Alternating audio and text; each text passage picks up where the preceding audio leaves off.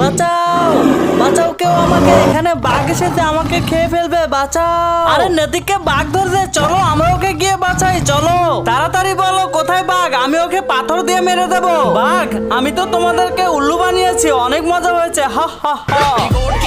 এই ভাল্লুক তো আমাকে খেয়ে ফেলবে, বাঁচাও বাঁচাও, জঙ্গলে ভাল্লুক এসেছে, আমাকে খেয়ে ফেলবে, বাঁচাও। আরে নেতিকের আওয়াজ আসতেছে, মনে হয় জঙ্গলে ভাল্লুক এসেছে, চলো ওকে বাঁচাতে হবে। ইসু, ও আমাদেরকে বোকা বানাচ্ছে, আরে চল ওকে বাঁচাতে হবে, কোথায় ভাল্লুক?